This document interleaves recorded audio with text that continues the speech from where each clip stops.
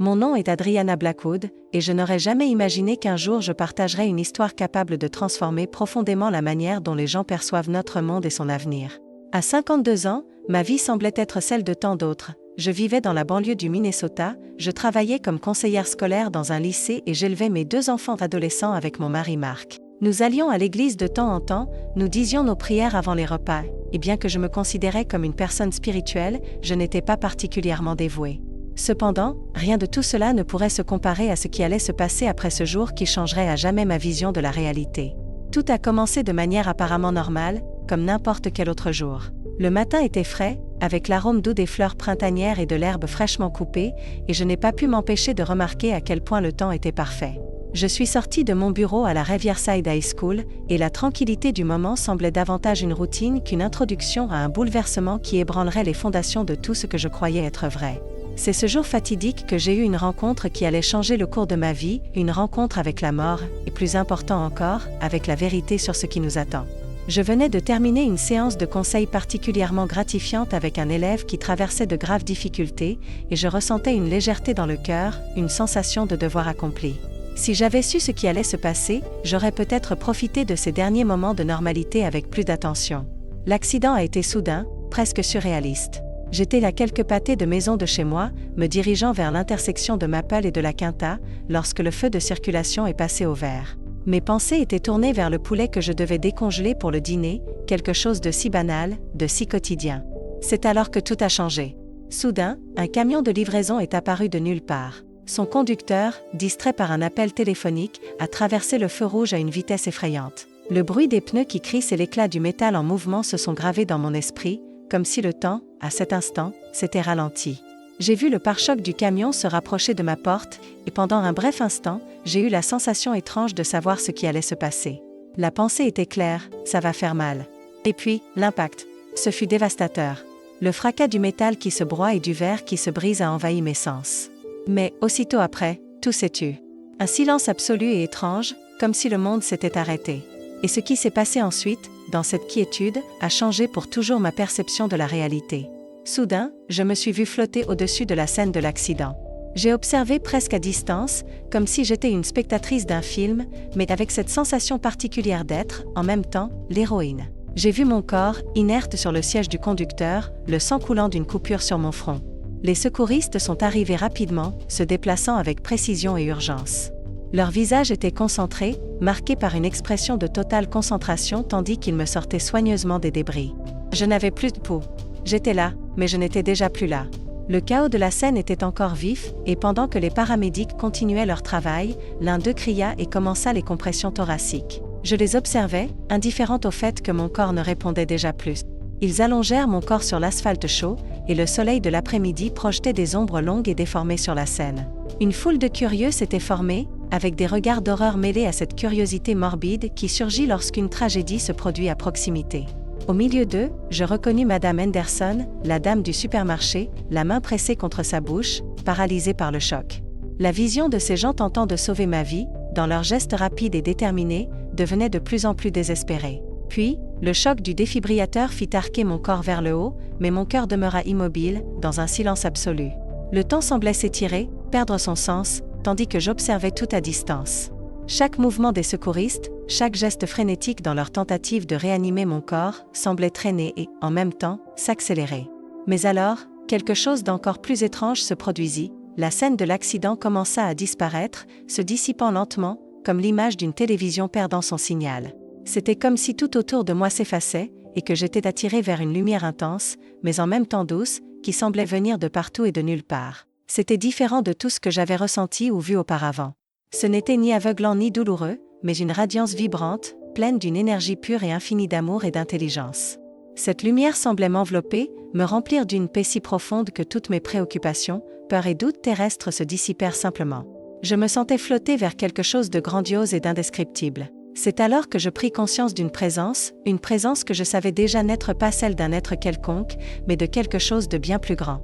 Là, devant moi, se tenait Jésus-Christ. Mais pas comme dans les images ou les statues que je connaissais des églises, qui peignaient un homme avec des traits légèrement divins. Son apparence défiait toute tentative de description humaine. Il n'avait pas la douceur des peintures traditionnelles, sa présence était immense et en même temps accueillante, comme une force qui ne pouvait être définie par les limites de ce que je comprenais comme réalité. Il était là, simple, mais indescriptiblement puissant, et à cet instant, je savais que ma vie, d'une manière ou d'une autre, ne serait plus jamais la même. Il était là, physiquement présent, mais en même temps il semblait être plus que simplement physique, comme si son essence transcendait toute limite matérielle. L'énergie qui émanait de lui était indescriptible, un amour si pur et si puissant qu'il m'a fait verser des larmes. Ses yeux, profonds comme l'univers lui-même, contenaient une éternité de sagesse. Quand il me regarda, je me sentis complètement connue, comprise et aimée d'une manière qui dépassait toute mesure humaine. C'était comme si toute mon existence, chaque pensée, chaque émotion, était vue et acceptée par lui. Adriana, dit-il, et sa voix ne se contenta pas de résonner, elle résonna profondément en moi, au fond de mon être. Ce que tu es sur le point de témoigner doit être partagé avec les autres. Le temps est plus court que beaucoup ne l'imaginent, et mon peuple doit comprendre ce qui s'en vient. En prononçant ces mots, il prit ma main, et ensemble, nous traversâmes ce qui semblait être un voile de lumière pure. La sensation était indescriptible, comme marcher dans une cascade faite d'énergie vivante, vibrante et palpitante. La chaleur de cette énergie circulait dans tout mon être, et je me sentais plus vivante que jamais, plus vivante que dans mon corps physique. Il n'y avait ni douleur, ni peur. Juste une sensation écrasante de présence et de clarté. Quand nous avons émergé de l'autre côté, le monde autour de nous s'était transformé. Ce qui semblait vide auparavant se révélait maintenant comme un vaste amphithéâtre de lumière immense et grandiose, où des scènes du présent et du futur se déroulaient devant nous comme des hologrammes vivants, brillant en 3 dimensions, d'une réalité pure. J'étais dans un état d'extase, mais aussi envahi par un profond sentiment d'urgence. Observe attentivement, dit Jésus, sa voix portant non seulement de l'autorité, mais aussi une profonde compassion. Je vais te montrer le grand mensonge qui s'annonce, comment il commence, comment il se propage et comment il tentera d'enrouler même mes plus dévoués disciples. À ces mots, la première vision se matérialisa devant nous avec une clarté impressionnante. Chaque détail, chaque mouvement, était vivant, comme si cela se passait là, devant mes yeux, et je savais, sans l'ombre d'un doute, que cela était quelque chose que je devais comprendre et, plus important encore, quelque chose que je devais partager avec le monde. Je vis notre monde plongé dans une crise qui semblait sans précédent. Les catastrophes naturelles commencèrent à se produire avec une fréquence et une intensité croissantes. Des tremblements de terre dévastèrent des villes entières, des inondations engloutirent les côtes, et des tempêtes ravagèrent des régions entières. Cependant, ces événements n'étaient que le début de quelque chose de bien plus grand. Jésus m'expliqua que ces calamités créaient les conditions parfaites pour l'émergence d'un grand trompeur, quelqu'un capable de manipuler le désespoir des masses en quête d'une solution au chaos. Les gens, avides de réponses et d'un restaurateur de l'ordre, seraient vulnérables à toute promesse de salut. Je vis l'effondrement économique mondial se dérouler sous mes yeux. Les marchés boursiers s'effondrèrent simultanément partout dans le monde, les systèmes bancaires numériques échouèrent, et les monnaies, qui étaient autrefois les piliers de l'économie, perdirent toute leur valeur du jour au lendemain. Ce qui était autrefois une société relativement stable fut dévasté. Ceux qui étaient riches perdirent tout, et la classe moyenne, qui semblait solide, disparut presque complètement. Le monde fut envahi par le tumulte. Les rues des villes se transformèrent en champs de bataille, avec des gens luttant pour des besoins essentiels, tandis que les quartiers se métamorphosaient en zones de guerre et que les gouvernements peinaient à maintenir le contrôle. Le paysage était horrible, désespérant. Observe bien, dit Jésus, sa voix grave et sérieuse. Ces crises ne sont pas accidentelles. Elles sont orchestrées, comme des pièces en mouvement sur un échiquier cosmique. Ces mots résonnèrent en moi, et je savais qu'il y avait quelque chose de bien plus profond derrière tout cela. Le chaos n'était pas simplement le fruit de circonstances imprévues, mais d'un plan minutieusement conçu. C'est alors que je vis celui que Jésus identifia comme l'Antéchrist. Son apparition fut subtile, commençant comme une figure relativement inconnue dans la politique européenne. Cependant, son ascension fut fulgurante, et bientôt il devint une figure centrale sur la scène mondiale. Il était différent de tout leader que j'avais jamais vu. Il avait environ 40 ans, avec une apparence qui, d'une manière ou d'une autre, semblait familière à toutes les ethnies, comme s'il était un reflet de l'humanité elle-même. Sa présence était marquante, mais pas dans le sens d'être écrasante. Ce qui captait véritablement l'attention des gens, c'était le pouvoir magnétique qu'il dégageait. Lorsqu'il parlait, sa voix avait une qualité hypnotique, douce, mais ferme, comme si elle atteignait les âmes des gens. Il était impossible de ne pas l'écouter, impossible de ne pas sentir qu'à un certain niveau, il s'adressait directement au cœur des autres. Il n'avait pas besoin de grands discours ou de rhétorique grandiose. Sa présence et ses paroles semblaient pénétrer les profondeurs des émotions humaines, touchant les insécurités et les désirs les plus profonds de ceux qui l'entouraient. Et ainsi, il commença à gagner des partisans, Une foule apparemment séduite par la promesse d'un nouveau monde où l'ordre et la sécurité seraient restaurés, sans savoir qu'en réalité, il se livrait à quelque chose de bien plus dangereux.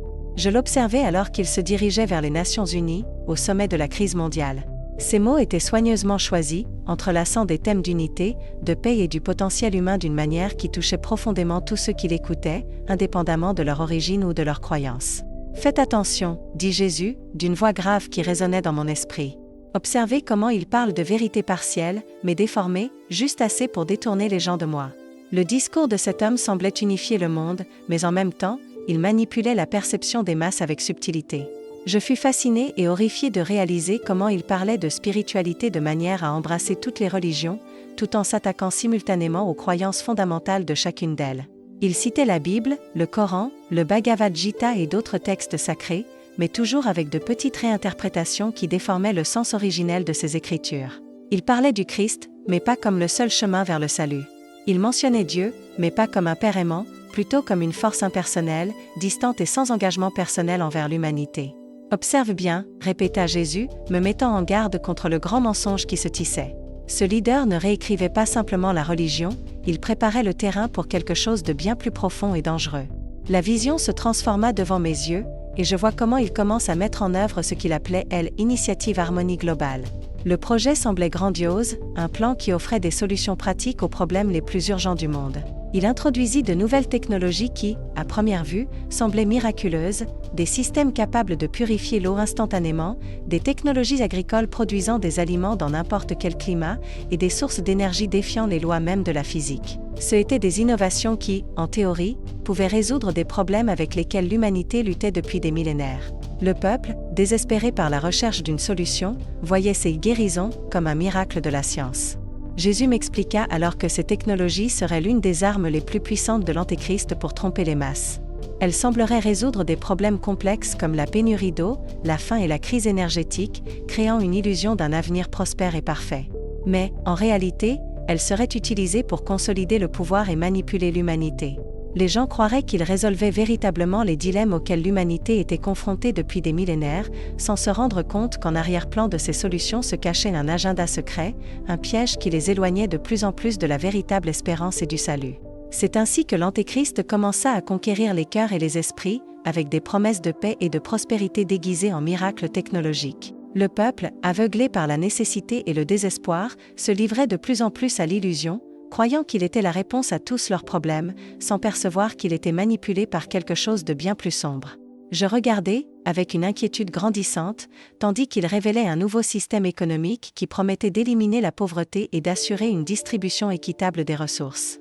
La proposition commença par une monnaie numérique mondiale, vendue au public comme la solution ultime au collapsus économique qui avait secoué le monde.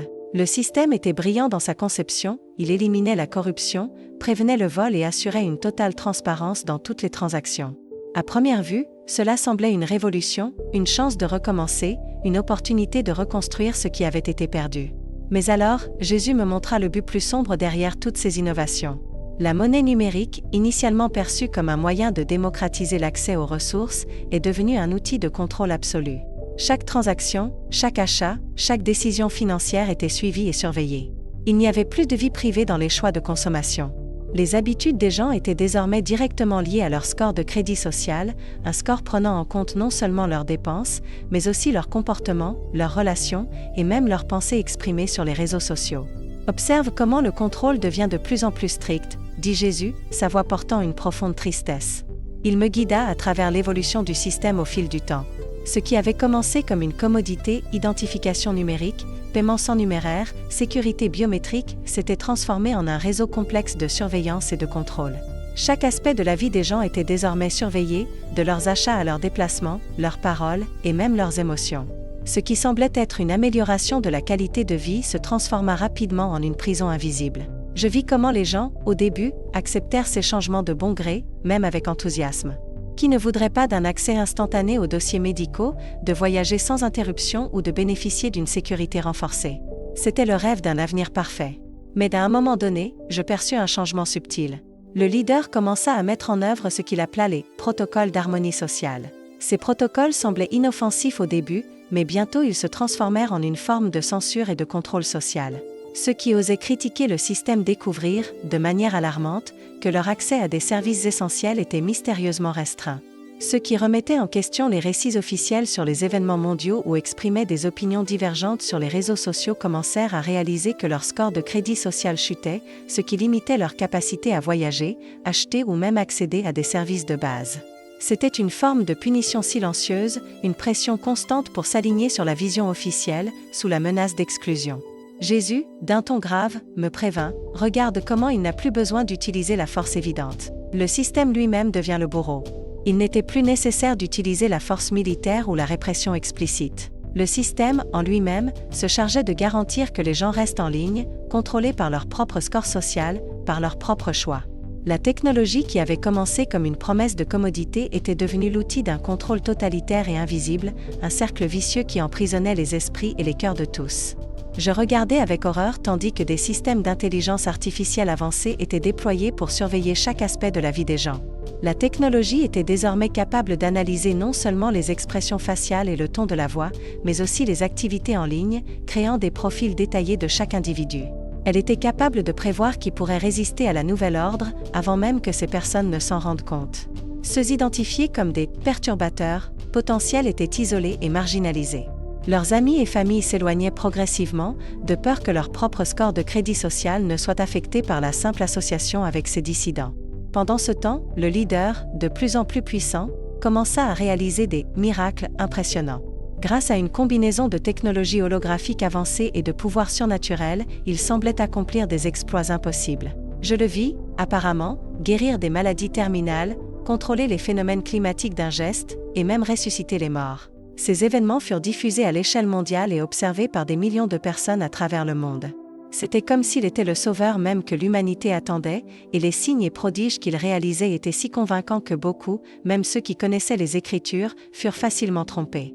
Ils croyaient qu'enfin, il était celui qui apporterait la paix sur terre, le leader qui rétablirait l'ordre et résoudrait tous les problèmes. Mais l'aspect le plus effrayant de tout cela fut la manière dont il commença à transformer la religion elle-même. Il parla d'une nouvelle spiritualité, une croyance qui unirait toutes les religions sous une seule bannière, une doctrine universelle de paix et d'harmonie. Toutes les croyances peuvent coexister, disait-il, car toutes pointent vers la même vérité universelle. Et ainsi, lentement, il commença à éroder les fondements des traditions spirituelles, subvertissant la véritable foi dans un amalgame de concepts flous, devenant le centre de cette nouvelle religion. Ce qui semblait être un mouvement d'union était en réalité en train de désintégrer les fondations de la véritable spiritualité, détournant les âmes vers un chemin d'illusion qui les éloignait de plus en plus de la vérité et de la lumière. Jésus me prévint avec une profonde tristesse. Ces signes et prodiges seront tellement convaincants que même les plus fidèles pourraient être trompés, mais la véritable paix et le salut ne viendront pas de ceux qui déforment la vérité. L'Antéchrist utilise la religion comme un piège pour détourner les cœurs de mon véritable message. Je regardais avec une inquiétude croissante alors qu'il se trouvait à Jérusalem, prononçant des paroles qui semblaient combler des divisions séculaires entre les grandes religions du monde. Les musulmans, les juifs et les chrétiens se sentaient attirés par son message d'unité, par une vérité universelle qui semblait embrasser toutes les croyances. Il semblait être la réponse aux aspirations d'harmonie entre les peuples. Mais ensuite, il commença à reconstruire le temple à Jérusalem, pas comme il était avant, mais d'une manière totalement nouvelle. Ce nouveau temple était conçu pour accueillir toutes les religions, avec des espaces dédiés à diverses formes de culte. C'était une merveille architecturale qui semblait défier les lois de la physique, incorporant des matériaux qui changeaient de couleur et de forme, répondant aux pensées et aux émotions de ceux qui se trouvaient à l'intérieur. C'était fascinant et terrifiant à la fois. La grandeur et la perfection de cette construction étaient indéniables, mais Jésus me prévint, c'est ainsi qu'il trompera beaucoup de mon peuple. Le temple, qui aurait dû être un lieu d'adoration véritable, était corrompu, transformé en un symbole de tromperie. Malheureusement, il ne semblera pas s'opposer à la foi, expliqua Jésus avec une grande tristesse. Au contraire, il semblera l'accomplir. Beaucoup croiront qu'il inaugure le royaume de Dieu sur terre. Le leader ne s'arrêta pas là. Il utilisa la neurotechnologie avancée pour créer des expériences spirituelles immersives, des expériences qui semblaient conduire les gens directement dans la présence du divin. Il développa des dispositifs spéciaux qui, lorsqu'ils étaient utilisés, activaient des états mystiques profonds chez les gens, les faisant se sentir connectés à quelque chose de plus grand qu'eux-mêmes, quelque chose qu'ils croyaient être le divin. Les sensations étaient si intenses, si puissantes, que beaucoup abandonnèrent leurs croyances traditionnelles à la recherche de cette nouvelle spiritualité, médiée par la technologie. La religion traditionnelle fut mise de côté, remplacée par un nouveau type d'expérience spirituelle qui dépendait de la machine et non du cœur. La vision changea, et maintenant je voyais la résistance à ce nouveau gouvernement se former, bien que de manière subtile au début. Ceux qui refusaient d'adopter le système commençaient à être de plus en plus isolés. Ils ne pouvaient plus acheter de nourriture dans les magasins, ne pouvaient plus garder leur emploi, n'avaient plus accès aux soins médicaux, et même leurs enfants étaient empêchés de fréquenter les écoles. Mais ce qui était le plus effrayant, c'était que cela ne se présentait pas comme une persécution explicite. Tout était fait sous prétexte de garantir la santé et la sécurité publique, comme si c'était pour un bien plus grand, une protection pour la société. La marque qu'il exigerait, dans le cadre de son nouveau système, semblait logique, voire bénéfique à première vue. Elle sera présentée comme une forme de garantir la sécurité, la santé et la prospérité, m'expliqua Jésus. Mais beaucoup ne la reconnaîtront pas pour ce qu'elle est vraiment. Ce sera une promesse de fidélité au système, qui les sépare de moi. Cette marque, qui semblait n'être qu'un symbole de conformité, était en réalité une marque de soumission. Ceux qui l'accepteraient s'engageraient non seulement envers le système économique et social, mais aussi envers une fidélité spirituelle à l'Antéchrist lui-même, s'éloignant ainsi de la véritable foi et de la vraie liberté qui viennent de Dieu. Ce qui semblait être une solution à tous les problèmes du monde se révélait en réalité être une prison spirituelle et physique, séparant les fidèles du chemin de la vérité. Je voyais tout cela avec clarté, mais en même temps, avec un sentiment d'impuissance. Les gens étaient trompés, séduits par une apparence de salut qui, en réalité, était un piège mortel. Jésus, dans sa compassion, me demanda de ne jamais oublier que le véritable royaume de Dieu ne serait pas inauguré par cette illusion de paix, mais par le retour du Christ, qui apporterait la véritable liberté, la vérité et le salut. Je vis comment cette marque serait mise en œuvre, un mélange sophistiqué d'identité numérique et de biotechnologie. Ce n'était pas une marque physique grossière, comme un simple symbole visible, mais un système complexe qui s'intégrait directement à la biologie humaine. Ceux qui l'accepteraient seraient modifiés de manière profonde et invisible. Ils gagneraient des capacités améliorées, une meilleure santé, des expériences sensorielles intensifiées et, peut-être le plus percutant, une interface neuronale directe avec le réseau numérique mondial. C'était comme si leurs esprits et leurs corps étaient fusionnés avec le propre tissu de la technologie qui dominait le monde. L'illusion était si complète et omniprésente que les gens ne se rendaient même pas compte de ce qu'ils avaient perdu, leur liberté, leur humanité. Mais l'impact le plus dévastateur fut la manière dont cette marque affecterait les familles et les communautés. Jésus me montra des scènes de division douloureuses se déroulant autour de moi. Des parents se retournant contre leurs enfants, des frères et sœurs rompant des liens forgés au cours d'une vie, des amitiés de longue date se dissolvant en un instant. Le plus douloureux de tout était de voir que ceux qui acceptaient le système croyaient sincèrement qu'ils faisaient ce qui était juste. Ils étaient convaincus qu'ils aidaient à sauver leurs proches en les livrant au système qu'ils avaient eux-mêmes adopté. Tragiquement, beaucoup trahiront leurs propres proches, dit Jésus, sa voix remplie de tristesse. Ils croiront qu'ils font le bien en dénonçant les croyances dangereuses de leurs familles et amis, pensant qu'ils les protègent en les éloignant de la vérité. Les familles devinrent des champs de bataille spirituelle, et la confiance fut érodée, tandis que l'Antéchrist manipulait l'essence même des relations humaines pour garantir un contrôle total. Ceux qui préservaient encore une foi authentique et résistaient au système étaient vus comme une menace. Et la véritable tragédie résidait dans le fait que beaucoup, sans comprendre, se retrouvaient à devenir des agents de ce mensonge, contribuant à le répandre parmi ceux qu'ils aimaient. Je fus témoin également de la transformation des églises. Beaucoup abandonnèrent la doctrine traditionnelle au profit d'une nouvelle interprétation des Écritures, une qui s'alignait avec la spiritualité proposée par l'Antéchrist. Les pasteurs qui étaient auparavant dévoués à la parole de Dieu se virent comme des leaders éclairés, adaptant les Écritures pour embrasser cette nouvelle philosophie universelle. Leurs congrégations grandirent de manière exponentielle, attirées par la promesse de paix et d'unité.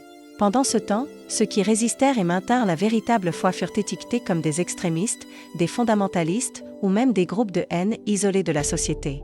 L'Église, qui autrefois était le bastion de la vérité, devenait un instrument de mensonge, un autre outil dans la grande machine de contrôle de l'Antéchrist. L'influence de ce leader atteignit tous les aspects de la société. L'éducation fut complètement réinventée, les enfants étant enseignés dès leur plus jeune âge sur les bienfaits de l'intégration totale au système mondial. Ils grandissaient sans savoir ce qui leur était enlevé, acceptant l'idée que la véritable paix et la prospérité ne pouvaient être atteintes que par l'adhésion au système.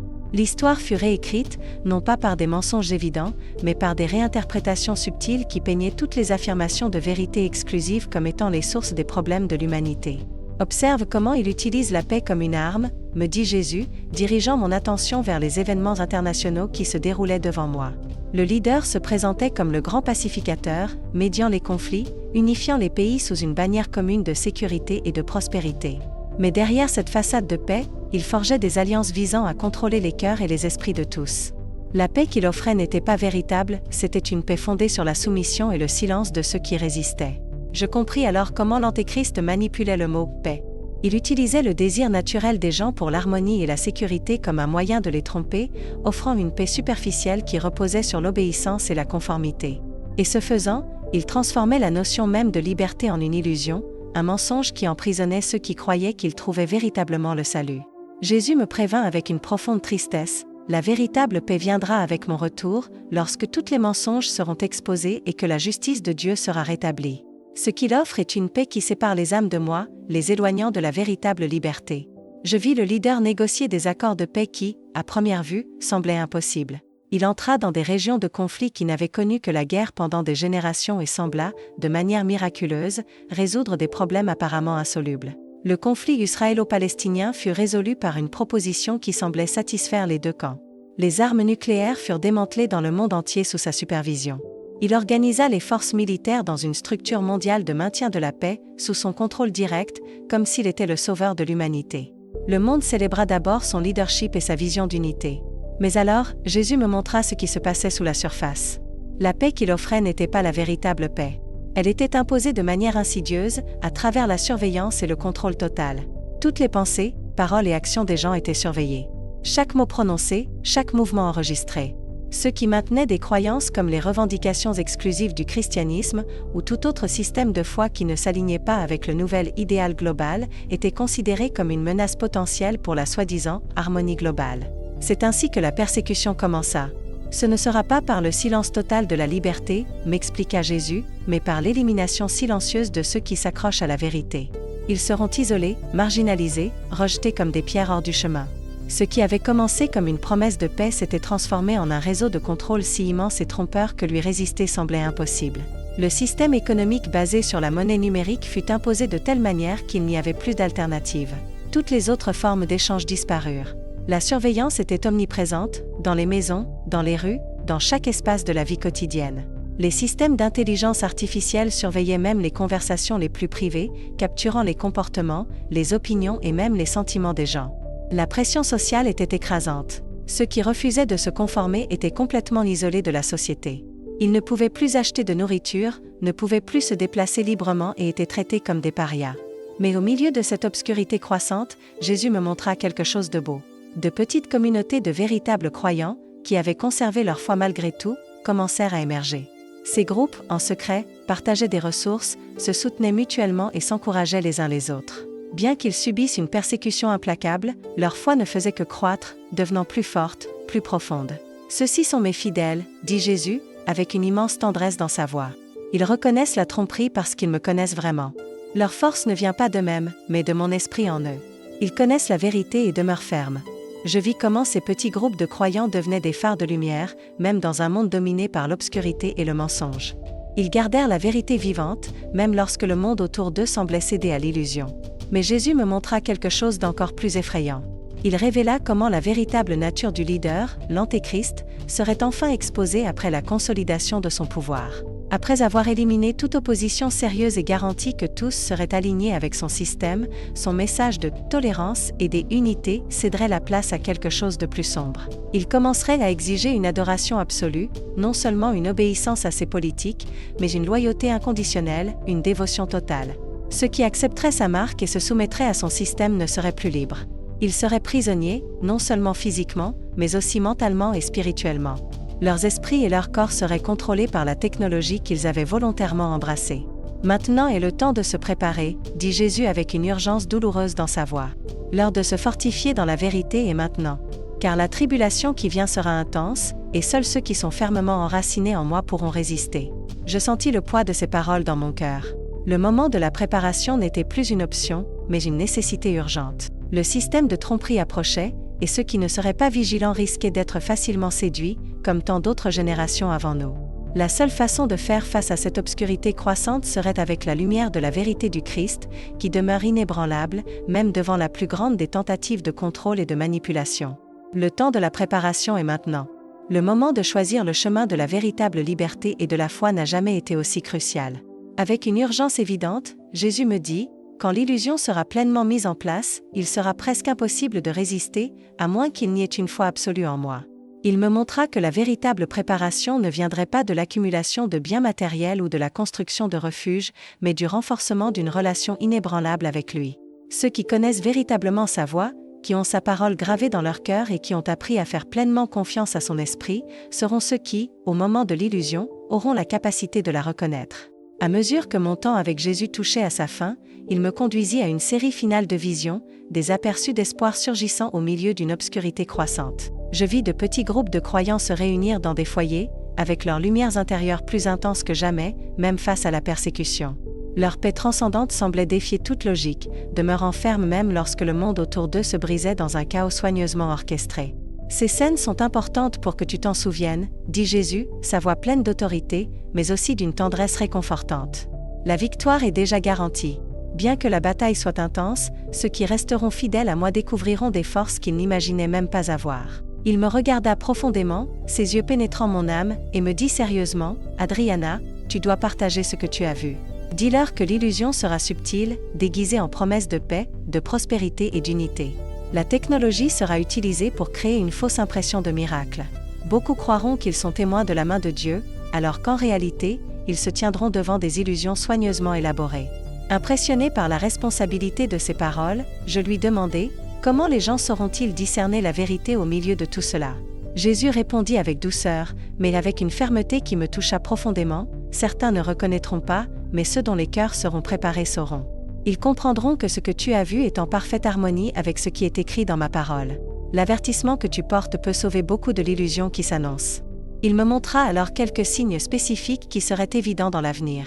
Le premier était l'avancée accélérée de la technologie d'interface neuronale, permettant une connexion directe entre l'esprit humain et les machines. Ensuite, surgit la pression croissante pour une monnaie numérique mondiale unifiée, ainsi que le développement de systèmes d'intelligence artificielle tellement avancés qu'ils pouvaient prévoir et même influencer le comportement humain. Ce qui était encore plus préoccupant, c'était l'émergence d'expériences spirituelles améliorées par la technologie, comme si les gens pouvaient avoir des expériences divines, médiées par des dispositifs électroniques. Ces développements ne sont pas, en soi, mauvais, expliqua Jésus. Mais ils seront utilisés pour créer un système de contrôle déguisé en bienfait, qui, tout en capturant les âmes des gens, les conduira à l'illusion. Ce qui semble être une solution pour l'humanité deviendra un outil de manipulation. Je frissonnais en comprenant l'ampleur de cette révélation. Ce qui semblait être une révolution en progrès, une promesse d'un avenir meilleur, serait en réalité le fondement d'un contrôle absolu, déguisé en progrès et bienveillance. Jésus me regarda à nouveau, comme pour me rappeler la gravité de la mission qu'il m'avait confiée. Il est crucial que tu parles. Beaucoup de personnes seront séduites par de fausses promesses, mais celles qui seront averties pourront résister. Ne les laisse pas être trompées. La vraie liberté est en moi. Tandis que ces paroles résonnaient dans mon cœur, il m'est devenu évident que la véritable préparation ne résidait pas dans la résistance physique au système, mais dans la force spirituelle. La confiance en Dieu et l'engagement envers sa vérité seraient les armes contre l'illusion à venir. Avant que je ne puisse poser d'autres questions, une subtile modification dans l'atmosphère me fit comprendre que mon temps était compté. La lumière autour de moi commença à changer, et une sensation de séparation s'installa. Je savais que ce moment touchait à sa fin. Jésus posa doucement ses mains sur mes épaules, et en me regardant dans les yeux, il me dit des paroles qui resteraient gravées dans ma mémoire à jamais, « Dis-leur que je les aime d'un amour éternel. Aucune technologie, aucun système, aucune illusion ne pourra jamais les séparer de moi, s'ils s'accrochent à la vérité. Le temps est court, et la tromperie sera forte, mais je ne laisserai jamais ni n'abandonnerai ceux qui sont véritablement à moi. » C'est alors qu'une force invisible commença soudainement à me tirer en arrière. La lumière magnifique, qui remplissait jusque-là tout autour de moi, commença à disparaître, et des voix lointaines commencèrent à appeler mon nom. Le retour à mon corps fut brutal, comme si j'étais plongé dans un lac d'eau glacée. J'étouffai, ressentant le poids du monde revenir avec une brutalité indescriptible. Lorsque j'ouvris les yeux, je me retrouvai dans une chambre d'hôpital, entourée d'appareils médicaux et de visages incrédules. L'équipe médicale était sous le choc, m'informant que j'avais été cliniquement morte pendant 4 minutes et 17 secondes. Ils appelaient ce qui s'était passé un miracle, car ils ne comprenaient pas comment j'avais survécu sans dommage cérébral après avoir manqué d'oxygène pendant si longtemps. Cependant, je savais que ce n'était pas seulement un miracle médical, c'était une mission divine, donnée directement par Jésus. Les mois qui suivirent furent à la fois éprouvants et profondément transformateurs. Certaines personnes rejetèrent mon histoire, l'expliquant comme une hallucination causée par un cerveau mourant. Cependant, d'autres écoutèrent attentivement, percevant l'écho de la vérité dans mes paroles. À mesure que le temps passait, je pus observer les événements que Jésus m'avait montrés commencer à se manifester dans le monde. L'avancement rapide de la technologie, l'impulsion implacable vers une unité mondiale à tout prix, et l'érosion silencieuse de la vérité absolue se dessinaient sous mes yeux. Chaque jour, je vois des signes du mensonge imminent se manifester de manière de plus en plus évidente. Les avancées des innovations numériques, les paiements sans numéraire, les interfaces neuronales et les systèmes d'intelligence artificielle qui commencent à lire et même à influencer le comportement humain, chacune de ces innovations, qui semblent à première vue bénéfiques, nous rapproche du système qui m'a été révélé.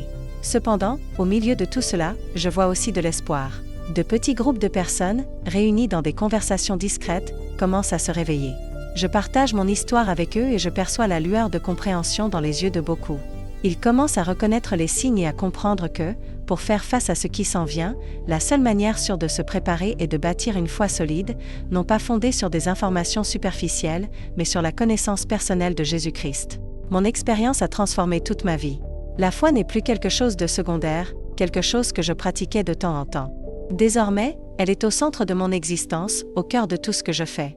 Chaque jour, je rends grâce à Dieu pour la seconde chance qui m'a été donnée et pour l'opportunité de partager cet avertissement urgent avec les autres.